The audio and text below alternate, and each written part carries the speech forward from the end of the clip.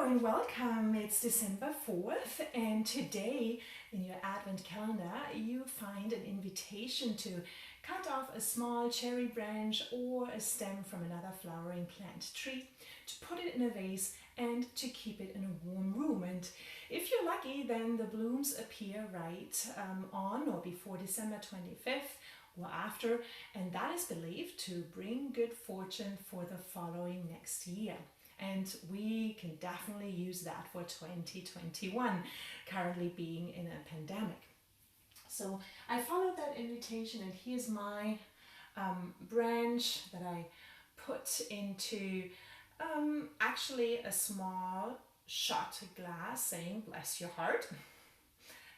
And what follows that invitation is the rewritten story of the legend of Santa Barbara. And I will just simply read it out to you. Once upon a time, there was a daughter as extraordinarily beautiful as an exotic flower growing in places far away and foreign to the people of the Emperor Maximum, 3005 to 3011. Barbara was her name, and her father, the patron Saint, was a rich and illustrious man in the Syrian city of Heliopolis. After the death of his wife, he devoted himself to his only daughter. Strangers were blinded by Barbara's beauty. This became a thorn in her father's eye, and he decided to hide her from all eyes. He built a tower for Barbara where only her patron teachers were allowed to see her. From the tower windows, the distance stretched invisible to the naked eye. By day, Barbara was able to gaze upon a majestic landscape spreading like a mottled blanket of fierce forests and colorful meadows with swiftly flowing rivers. By night, the harmonious and majestic vault of the heavens twinkled and provided a spectacle of inexpressible blue, of inexpressible beauty. Soon the maiden began to ask herself questions about the creator of so harmonious and splendid a world. The desire to know the truth of creation so consumed her soul that Barbara decided to devote all her life to this goal. During her quest for knowledge, she found an ally in one of her teachers whose mission was to support studious students. Barbara became a self-taught Christian.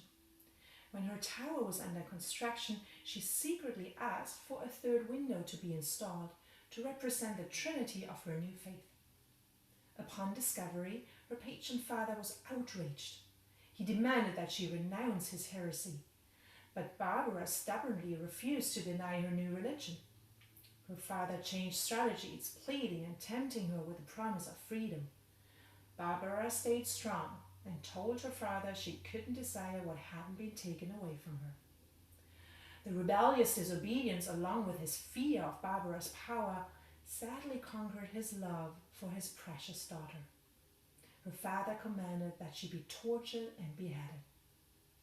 Distressed and utterly saddened, Barbara found a dried-up cherry tree branch in her cell one day. The ravaging storm the other day must have swept it into her open window. She moistened it daily with a few drops from her drinking water, and was greatly consoled by the beautiful cherry blossoms that appeared just days before her impending execution. Soon after, the city was struck by yet another devastating thunderstorm, and lightning killed her father. Barbara lived happily ever after, serving God, and became the patron saint of miners, artillerymen, and firemen. She is one of the 14 auxiliary saints or holy helpers. So we retold the originally very brutal story of Barbara, Santa Barbara, in a lighter fashion of a fairy tale with a happy ending.